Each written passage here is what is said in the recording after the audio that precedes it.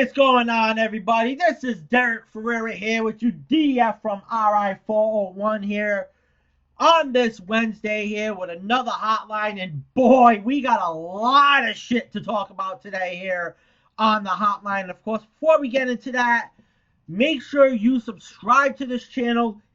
Hit that notification button whenever I upload anything, whether it's from the Wrestling Observer Radio, whether it's from me doing these hotlines. Of course, we're going to be busy doing these hotlines this week. A lot of shit, especially a lot of shit that went down today in football, so to say. I'll get into that, but I want to start it off with some baseball. You know me being a New York Yankees fan. So, as I was listening to First Take today, and obviously for very interested reasons, during all of this, news broke. And this regards to the Boston Red Sox. Oh, I thought you were going to stop attacking the Boston Red Sox. Oh, they're not even a threat to the Yankees. Well, Ken Rosenthal from The Athletic said that MLB's sign-stealing controversy broadens.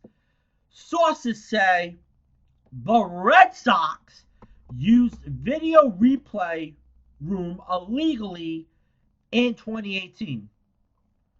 Stunning. I mean, absolutely stunning. Not.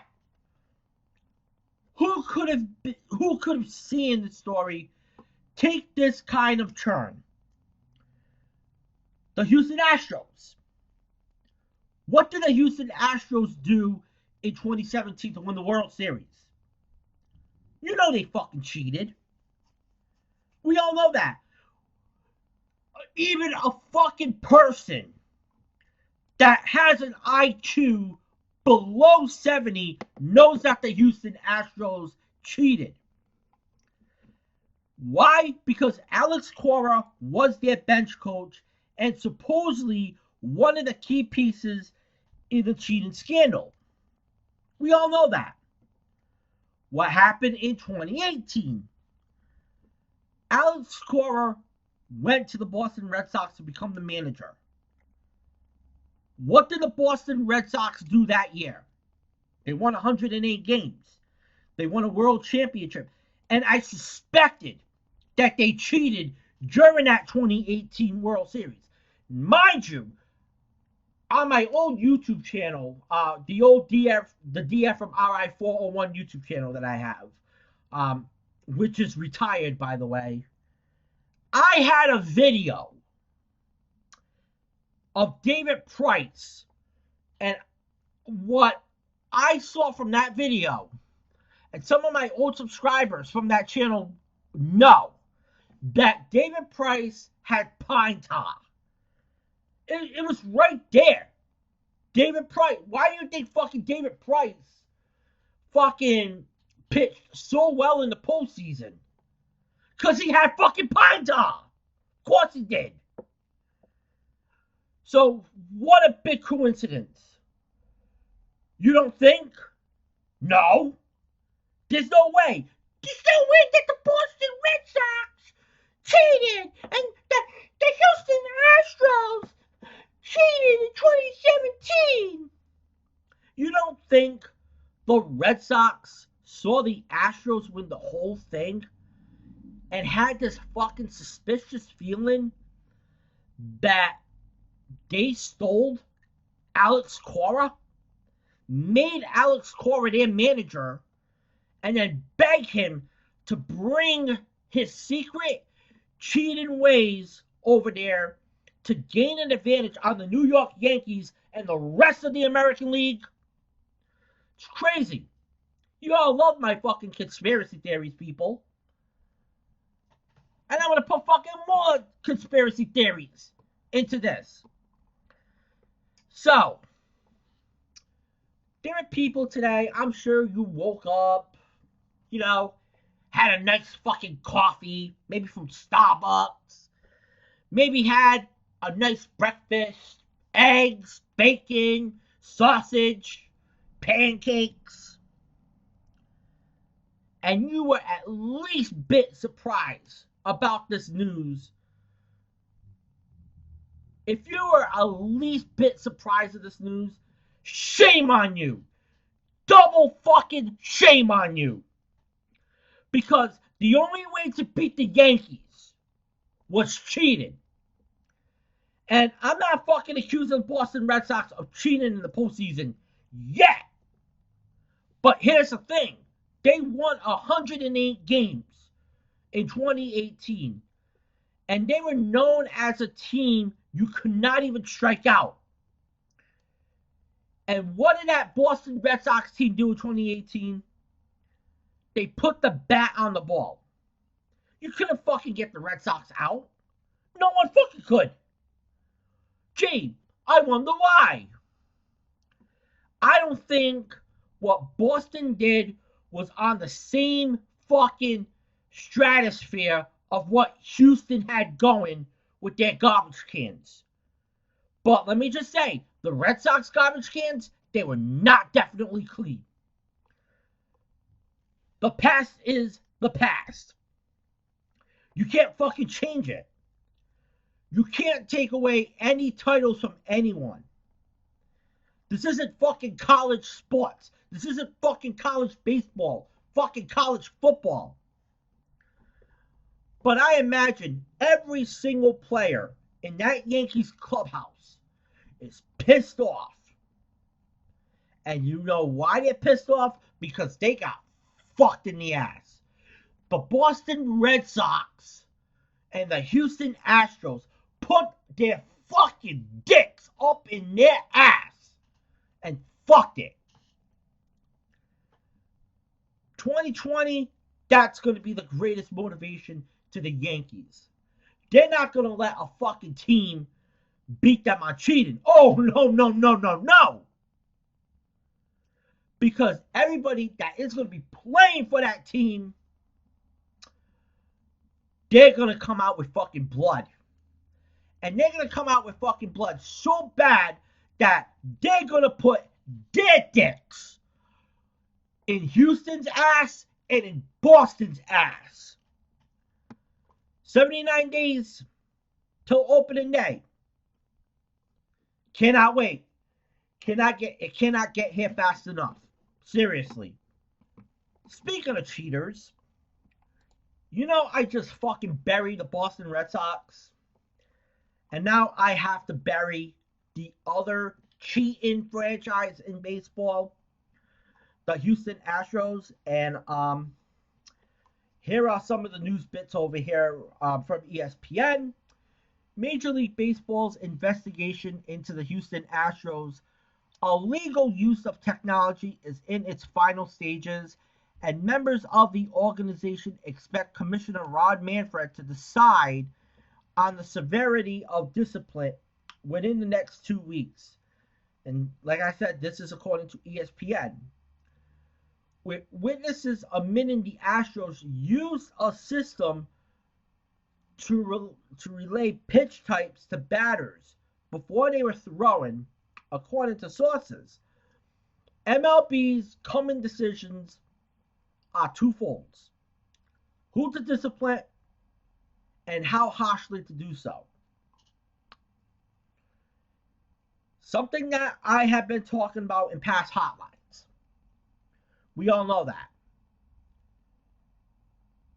And by the looks of it, it appears that Major League Baseball is nearing the end of this investigation. And punishments of the 2017 Houston Astros, I'm actually looking forward to see what happens with this. To be honest. Good on Major League Baseball. Good for them for taking their time and getting all angles of the story here. They handled this scandal as seriously as if it was about the White House.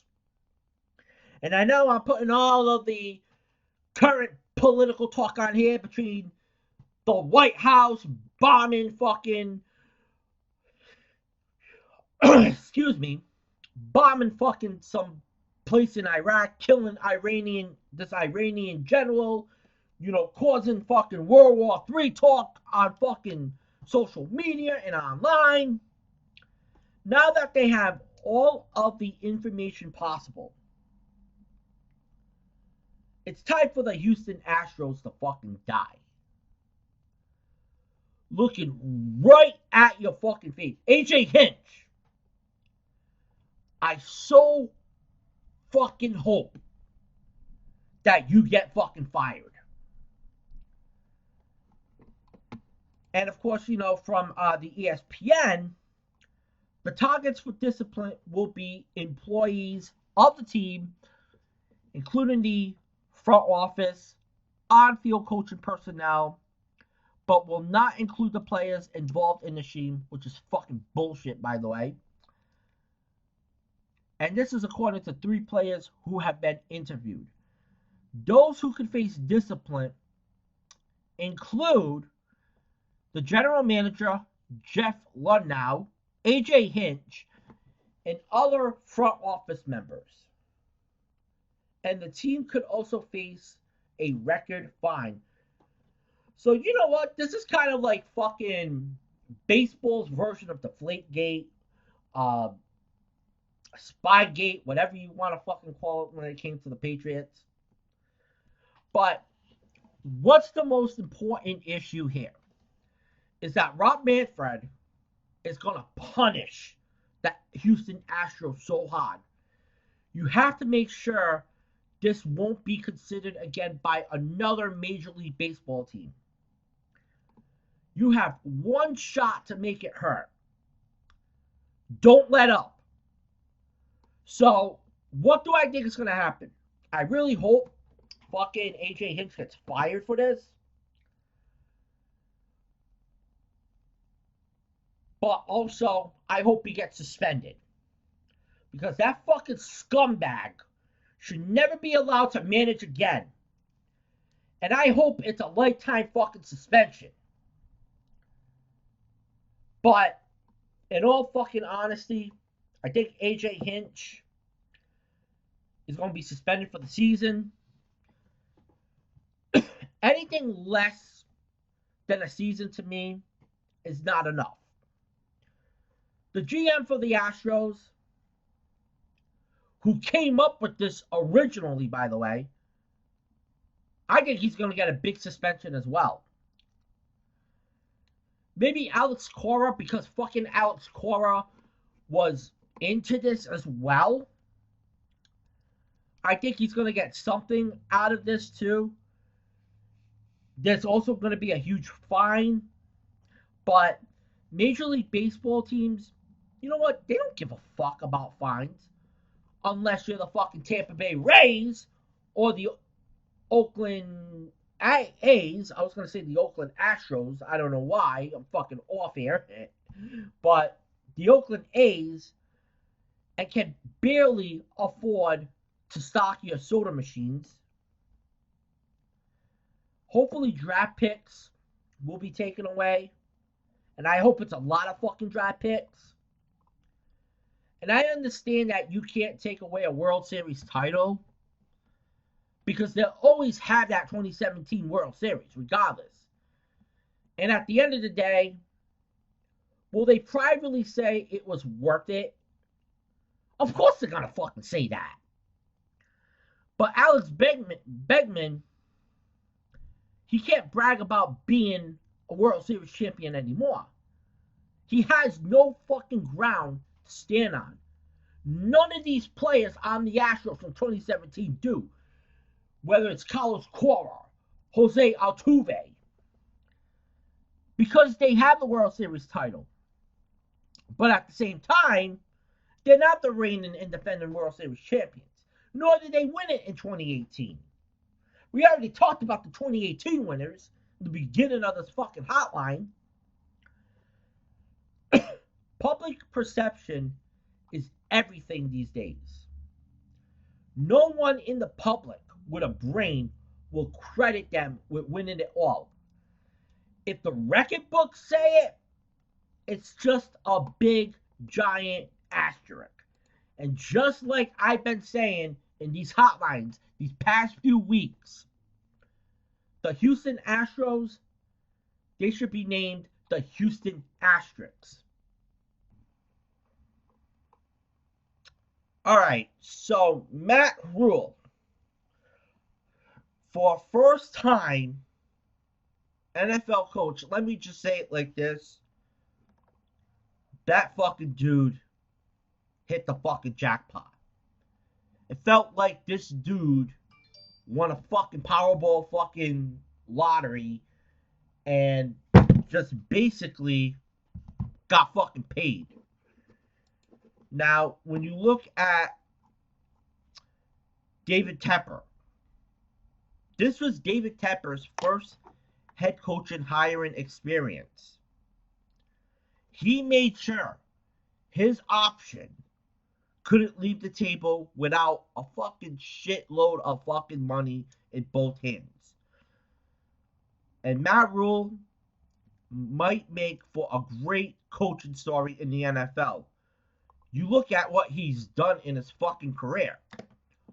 Overperforming at Temple. Then you restore Baylor.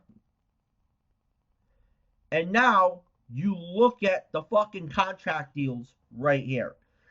So Adam Schefter from ESPN reported today that the Carolina Panthers are giving Matt Rule a 7-year, yes, I fucking said it, 7-year deal worth $60 million with incentives could be $70 million per league sources. And I'll talk about his career in college football in just a bit here. And sometime during bowl season, Matt Rule surpassed Lincoln Riley as the most coveted coach in the college football game. And to lure him out of a very same situation in Waco, Tepper had to give the 44-year-old an offer he couldn't refuse. Exactly. If a deal that's worth $60 million and then basically upgraded $10 million more to $70 million with incentives, that's a fucking pretty good fucking chunk change, don't you think? But when you also look at it, it's going to come back to haunt the Panthers as well. Now, David Tepper, to me, isn't struggling for money. Look how much the fucking guy's worth. The guy's fucking worth $12 fucking billion. That's good for one of the richest owners in the NFL. But the time commitment and the financial incentive that the Panthers are given a first-time NFL head coach, it's dangerous. Especially for a roster that was used through the coaching mind of Ron Rivera. Matt Rule is the opposite. Despite the fact that he's had success in college, he's going to be learning a new job in the NFL while he's getting paid. You look at what Matt Rule did in college. He became the head coach of a Temple team that was 4-7. 4-7. And led them to 2 of their 3 10-win seasons within 4 years. And then he goes to Baylor. Remember, Baylor had a scandal in 2017 in which they fired their head coach. I don't remember the fucking head coach's name. And then within 3 seasons, the team is competing for a college football playoff spot. And that's according to Phil Yates. The man can build and lead a football team. And if he can build a Panthers team into a Super Bowl contender, you know he's going to be worth $70 million. Until then, I think this was just a Russian roulette move by David Tepper. It's a risk. Is it going to be successful, or is it going to blow up in his face? See what happens. All right, so we all know about Jason Garrett leaving the Dallas Cowboys. Well, technically being let go by the Dallas Cowboys, and his firing was a rare one. And that is because his contract is expiring the same year that Jerry Jones has chosen to move on from him. Because of this, Jason Garrett is already looking for work rather than taking a hiatus like some NFL coaches do. But this was news that, man, I'm going to be honest. I basically laughed when I heard about this. And I'm kind of having second thoughts about it right now. So Ian Rappaport, and I can say the same thing about Adam Schefter, but I'm going to actually read Ian Rappaport's tweet that the Giants have requested permission to speak with former Cowboys coach Jason Garrett. He's still under contract in Dallas until January 14th, so permission is required. With the hiring of Joe Judge as the New York Giants head coach, which, by the way, Giant fans were fucking, you know what? They were just so fucking pissed. And when you kind of look at it, you know, some people in the organization, some people that are fans of the New York Football Giants said, oh, we had guys like Josh McDaniels in the palm of our hands, Jason Garrett as head coach in the palm of our hands, even though one Giants fan that I know did not want that move.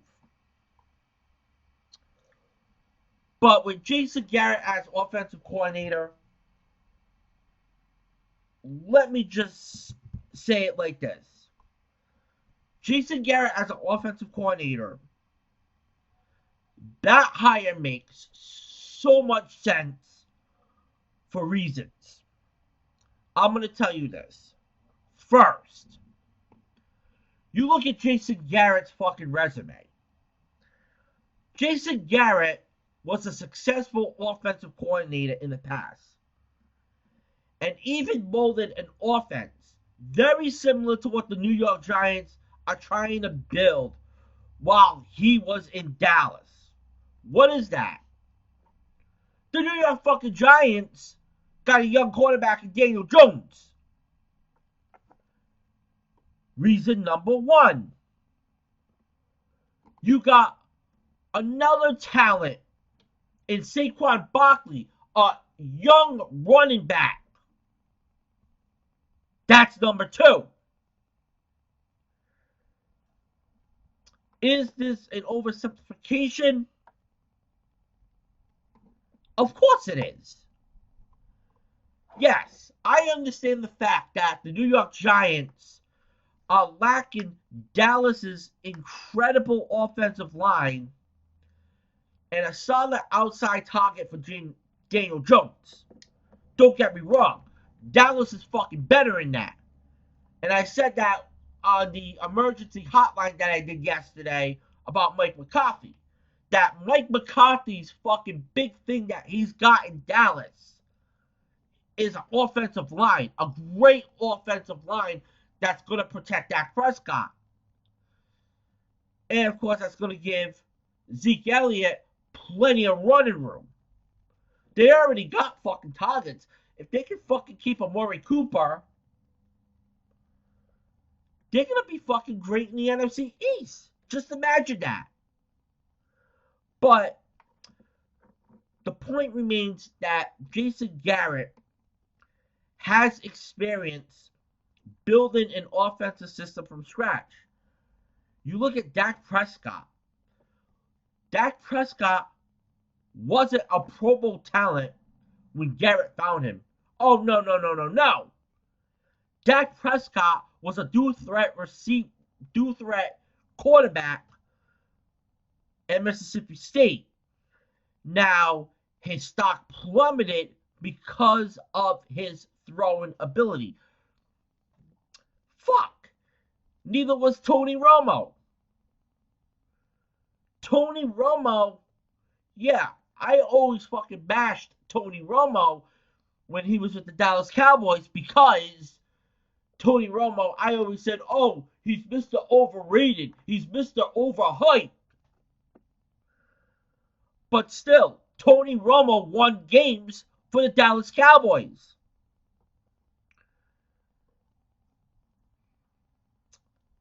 And also, you look at Jason Garrett. Jason Garrett was an undrafted player. Now, Jerry Epstein on Twitter, and this was on December 29th. I believe that was week 17 of the NFL season,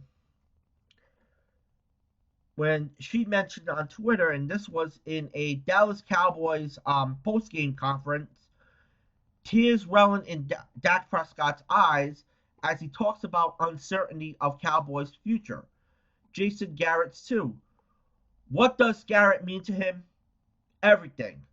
Dak began as his eyes filled. Adding that the Giants just hired a first-time head coach in Joe Judge. And it makes experience to have some experience on staff to show him the ropes. Jason Garrett's reputation is stained at the moment. But overlooking his flaws as a leader of men while understanding his impressive offensive mind, it's going to be fucking key for the Giants. Bringing Garrett on board would be smart for that football club. And you know what? Even though Dave Gettleman gets fucked by the New York Giants fan base, I fucking see it all the time on fucking social media. This is a rare win for fucking Dave Gettleman. It really is. Alright, so as we continue here on this hotline, you know that the New England Patriots, they got a lot of shit to sort out in the offseason. Of course, their primary target, Tom Brady. Like I said, we don't know what's going to happen with Tom Brady. We'll see what happens if he stays with New England or not. And if he doesn't stay with New England, it's going to be tough to see TB12 with another team. And while, you know what, he could still say, you know what, I had a great career in football, I'm going to retire. Pats fans, they're not going to find themselves at ease until the exact moment he signs an extension. And if he does go to another team, I'm going to look at the least favorite quarterback to get in the offseason, and then a favorite quarterback to get in the offseason. So I'm going to start it off with the least, and that's Jameis Winston. Jameis Winston, to me, you know, he's this roller coaster quarterback. I mean, he led the NFL in passing yards with over 5,000 yards this season, but also he led in turnovers, 30 interceptions, but he also got 33 touchdowns. and had 8.2 yards per attempt. So the question here is whether Bill Belichick, his regard for Jameis Winston's high ceiling, overrides his bottom barrel floor. Tampa Bay, I don't know if they're going to commit to Jameis Winston as their quarterback of the future. But if he does hit free agency, there's a chance that New England could scoop him up. But to me, he's my least favorite quarterback to get over here, mainly because of my concern of his turnover rate. When it comes to a second favorite here for me, it's Cam Newton. I think Cam Newton, to me, I think he stays in Carolina basically because of fucking Kyle Allen. What fucking Kyle Allen did the last several weeks of the season. And Cam Newton, coming back next season, he's got a lot to prove that he's still the number one guy in Carolina. But still, there's that possibility that he can't really save his future in Carolina. You look at Cam Newton right now, the guy's fucking 30 years old. He's looking to restore his status as a top dog after he had an injury-plagued season. And given the fact that that dude's been beaten, it's imaginable that he might be skeptical about playing out the rest of his days with the team that drafted him number one in 2011. If that is the case, the Panthers have to consider trading him with 1 year left on his deal. My favorite in all of this is Teddy Bridgewater. Look what fucking Teddy Bridgewater did this season. He was fucking 5-0 as a backup to Drew Brees when Drew Brees had his injury. You look at the passer rating, 99.3. This dude came fucking back from a major knee injury. You think that fucking Teddy Bridgewater wants to be a backup quarterback? No! Let's be fucking honest over here. Drew Brees, he's not gonna fucking retire. Teddy Bridgewater proved with the New Orleans Saints that he can lead a team to the postseason. If you give fucking Teddy Bridgewater all the pieces around him, give him Julian Edelman, give him another piece at wide receiver, New England. Maybe give him another weapon. With Teddy Bridgewater, Julian Edelman, and all the other weapons in New England, I think this team could be better without a Tom Brady and with a Teddy Bridgewater running the scheme in New England. It's my opinion. What do y'all think? And finally, I gotta get into this XFL stuff. So, the XFL, I gotta say, it's coming in hot. If you look at some of the stuff that the XFL is coming out with, shootout style overtime from the 5-yard line, I'm already excited about that. I think it has more excitement than what you see in high school football, because I know in high school football, they stop first and goal from the 10-yard line, and then in college, first and 10 from the 25. Then you can have a 1, 2, and 3-point conversion. The kickoff punt return rule changes. You have double forward pass. And get this. Hawkeye tags for reviews. Of course, ESPN had said this, that a video official who can intervene on significant non-reviewable plays when involving player safety or on any calls inside of 5 minutes remaining in the fourth quarter. They will also be booth reviews of traditionally reviewable plays using Hawkeye technology that ingests video directly from the broadcast truck. This is a fucking no-brainer over here. This is better than fucking anything that's in sports right now with replays in the NFL, NBA, Major League Baseball, NHL. The fact that you're using Hawkeye, it just fucking surprises me that it hasn't been a thing in every sport. Just fucking crazy. I will say this. I do watch tennis. I only watch 3 out of the 4 major tournaments. I watched the French Open, Wimbledon, the U.S. Open. I can't watch the Australian Open because of the time restraints. But I do try to catch up on, some of the tours in tennis in Indian Wells, Miami, and some stuff around Europe that has the big players. So in tennis, they use Hawkeye.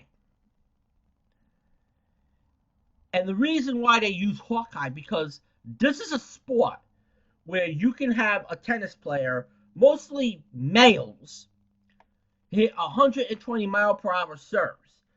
I mean, the umpires, it's tough for them to try to get it right without technology. So they use the Hawkeye. And they've been using that in 2002. And that was to make sure that everything was right. What Hawkeye does in tennis is they position about 10 cameras around the stadium that only follow the ball. And it's accurate to within 5 millimeters, and it only takes about 10 seconds. So not only will this get the call right in the XFL, it's going to shorten the amount of time it takes to review a play. So we're basically not sitting there for 10 minutes wondering, what the fuck just happened? And you wonder why fucking people come out here and fucking attack the NFL and other sports leagues because of their replaying. And the good thing about this, you would never need to measure for first downs anymore. So bringing out the chains, that's done. Over. Finish. Are you wondering if the ball got across the end zone line for a touchdown? You know what's going to happen? Hawkeye is going to tell you within seconds. Not in minutes like what we see in the NFL. It's fucking great. I love it. And I don't understand it, but it's right there. 2 of the oldest sports around, tennis and soccer, they use it. They use it in soccer. Now, I know there's other replays in soccer like VAR. If you don't know what fucking VAR is, virtual assistant referee. So I'll kind of explain that for all you people out there that don't watch soccer like I do. What they do at VAR is they look at a couple of plays. First and foremost, offside. If a player scores a goal and the opposing team believes that that other team was offside when they scored a goal, they're going to look at it. Also in penalties. So let's say, for example, if you have a player that was tackled, and this is more of a debatable tackle, like was it outside of the line, was it inside of the line? Virtual assistant referee's going to look at that. And they're going to determine. Even though if it was inside the box, of course, if there was a tackle inside the box and people claim it was a penalty, they're still going to fucking look at it to see if it was a penalty offense. Also, they look at plays where if there was a harsh tackle, that opponent could get the red card and they're sent off. But Hawkeye, what they do is they look at goals. So if the ball hit between outside of the line, but it was still inside, it depends. If it was outside of the line, it's a goal. If it was on the line, not a goal. So that's what Hawkeye does in soccer. They don't use it in, I believe they don't use it in VAR when it comes to other plays, but overall, good job, XFL. This was the easiest call of all time. Hey, Roger, figure out for your 101st season of the NFL. I'm out of here. Deuces and love.